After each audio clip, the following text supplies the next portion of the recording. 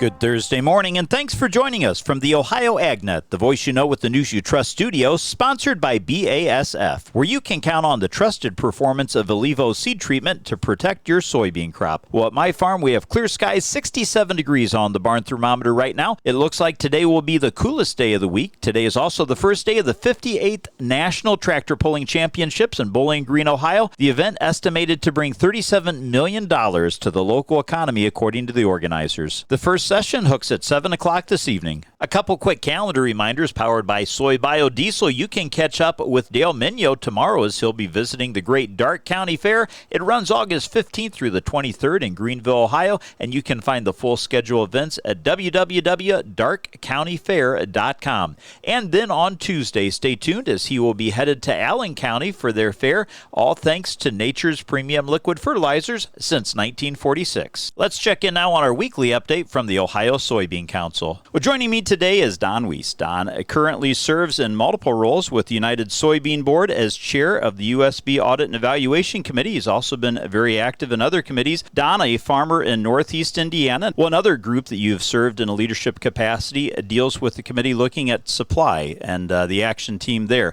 Tell us a little bit more about maybe some of the key initiatives that committee has undertaken. Well, naturally, there's a lot of time and effort that goes into research. We spend a lot of time, of course, in demand, but the supply side is just as important when we think about what U.S. soybean farmers like myself, like others that are soybean farmers have to experience on their farms every day in regards to increasing that yield and taking care of that soybean out in the field. We want to make sure that we have a sustainable soybean supply that's coming to the marketplace each and every year.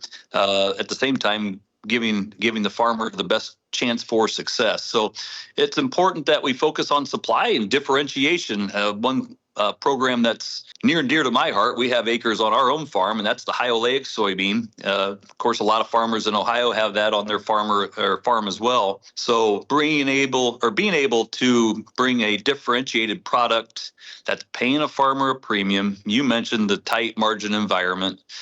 This is a way that farmers can continue to be profitable on their farms. And just one example of where USB is spending soy checkoff dollars to bring value back to the farmer, to their farms back home. Well, again, my guest today is Don Weiss. He currently serves as chair of the USB Audit and Evaluation Committee and a number of other leadership positions along the way. A farmer from Northeast Indiana. Don, thanks so much for your time. Keep up the great work. Thank you very much, and have a great day. And this update brought to you by the Ohio Soybean Council and your Soybean Checkoff. It's time now to take a look at that Thursday weather forecast brought to us by Seed Consultants. Simply better performance online at seedconsultants.com. Drier weather pushing into Ohio here as we finish the week. I'm Chief Meteorologist Ryan Martin. Let's take a look at that Ohio Ag weather update. We've got sunshine, blue sky, and a completely dry setup from today right on through Sunday.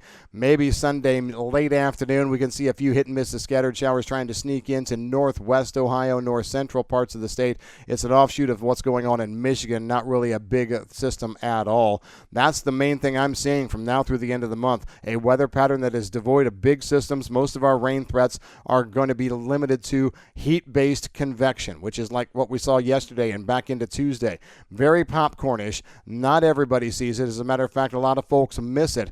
That's my outlook for the rest of the month. So late Sunday night into Monday morning, maybe we see a little bit of that action in northwest Ohio. Otherwise, we continue to stay dry over Ohio through Monday. Then Tuesday of next week, hit and miss of scattered showers coming in. Popcornish action with heat-based background to it, and that lingers into early Wednesday. 1/10 to 3/4 of an inch across about 75% of the Buckeye State. That is gone by Thursday. We're slightly cooler, slightly less humid, warming back up as we move into Saturday the 23rd before we turn around and bring another round of cooler Canadian air down out across the Great Lakes for late Sunday afternoon and Monday the 25th. We could be looking at that week of the 25th being very similar to how we started the month of August. Quite comfortable, but still dry. Not a lot of moisture in that air mass change. I'm meteorologist Ryan Martin. Thanks, Ryan. Let's check in now with Brianna Smith as she has an update from the Farm Service Agency. Joining me is Don Jones, the State Executive Director of the Farm Service Agency, and today we're going to talk a little bit about what kind of opportunities and programs the Farm Service Agency has in mind for farmers this year. So, Don, what are some of the top priorities that Farm Service Agency has? Well, we want to continue to serve our farmers. I mean, that's our number one priority for the Farm Service Agency is to work with our producers across the state of Ohio and across the country. And, for the Farm Service Agency, we provide programs that help to fill in the gap a little bit. It's a safety net. And right now we're dealing with some disaster programs that are helping from last year and the previous year's crop from 23 and 24. So, and we are, we're going through a little bit of a restructuring, reorg program, so to speak, and we'll know more about that in the coming months, but we're working every day. We've got great staffs across our 66 offices in Ohio, and we want to ensure everyone that we are going to serve their needs. You mentioned disaster relief. So last year, a good portion of southeastern Ohio was in a drought. Can you talk about how Farm Service Agency has worked with those farmers who have been impacted by that drought? So yes, last year we had a drought in southeastern Ohio that was very severe. There were 28 counties that were identified as very severe, but there were other counties that had, I think there were 46 overall across the state that had some type of drought designation. And, last year in the fall, there were, I believe, 62, almost 6,300 people that we serviced through the drought, the LFP program, Livestock Forage Program. We distributed $30.5 million to those farmers. And this spring, Director Rollins came back with more money, or Secretary Rollins, I should say, came back with more money, and we distributed another $11 million to those folks that were in the drought areas. But not just the livestock folks, we also are working with our grain farmers as well. We had an ECAP program that kicked off this spring, and we have distributed over $250 million. 257,000 was the last, or 257 million was the last number I had heard. That was earlier this year. And then July 10th of this summer, Secretary Rollins rolled out another program, the SDRP, the Supplemental Disaster Relief Program. And that program is in effect for those who had crop insurance and, had losses due to the weather, but not great enough to trigger their crop insurance. So we're trying to backfill that gap for them. And that same program, we're going to open it up for round 2 in September. That will work with those folks that did not have crop insurance, because not everybody does have crop insurance, but we want to make sure that they're not left out as well. So we've got a lot of programs going on right now. SDRP is a very, very big one. ECAP is finished up. I believe last week was the last day for that. Excellent. Any advice for any farmers who may not work very closely with their Farm Service Agency in their area? I would encourage them to go make a visit, make an appointment, go make a visit, and find out or learn about the programs that exist. And a lot of times they don't have to do anything different than what they're doing. If they have good records, if they keep track of their inputs, how many acres of what crop they're planting, and production records, that's basically what we have to have. And we found last year we had 1,900 people that had darkened our doors for the first time, and a lot of them have came back, and they have found that it's not it's not as bad as everybody thinks, and it's a situation where as I tell everyone, these programs are in place to be a safety net. We want to make sure, nobody's going to make a living and get rich off of a Farm Service Agency program, but it helps to fill in those gaps whenever prices and markets are tough, especially for our grain farmers, but last year for our livestock farmers as well, whenever they were buying hay and hauling water. So, don't be afraid to go make a visit, reach out to somebody that if that works there, if you don't want to, make the visit to the office, but don't get online. We've got all of our information online. Go to farmers.gov, and I think you'll find that there's probably something there that will be able to fit your needs. Plus, we also have we have loan programs that farmers will have lower interest rates that they could qualify for. I mean, and again, we're trying to help those people that maybe don't meet the the traditional need of a loan through a banking institution, we can work with them and help get them some financing for projects maybe that are non-traditional type projects. So it's not just about disaster programs. We have conservation programs, price support programs, loan programs. There's a lot more to Farm Service Agency. Thank you. That was Don Jones, the State Executive Director of the Farm Service Agency, reporting for Ohio's Country Journal and Ohio AgNet. I'm Brianna Smith. Thanks, Brianna. Stay tuned. We'll be back with more after this. Attention construction pros. Purple Wave Auction brings quality equipment to your fingertips. Join our bi-weekly online auctions featuring dozers, excavators, loaders, and more.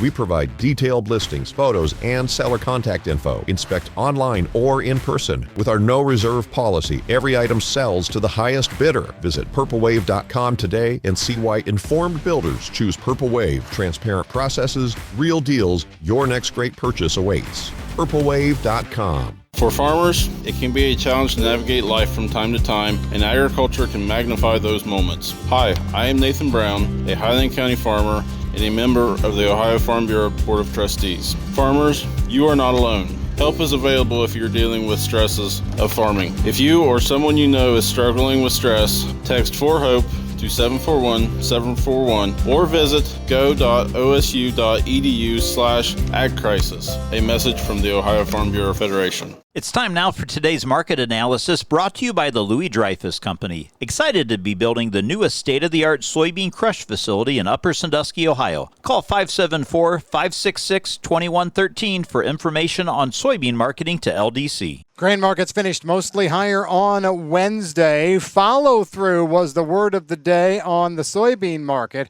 and a slight bounce on corn and wheat was seen, at least in Chicago wheat. What were we talking yesterday? Well, on the corn and wheat side, it was very light volume. We did see a bounce, but honestly, up 2 to 3 cents in corn after the drop that we saw on Tuesday. Dead cat bounce is the main way that I would look at it right now. Grain prices, corn prices fell to sharp losses on Tuesday, recovered amid debate over the final U.S. corn and soybean yield potential. Weather is one thing that is really hitting here. I think, though, that we're past the point of weather being a big problem on corn. It's more of a story potentially on soybeans. Record large U.S. corn crop. That is the main talking point right now at over 16.7 billion bushels. Soybean futures rallied up to some resistance levels.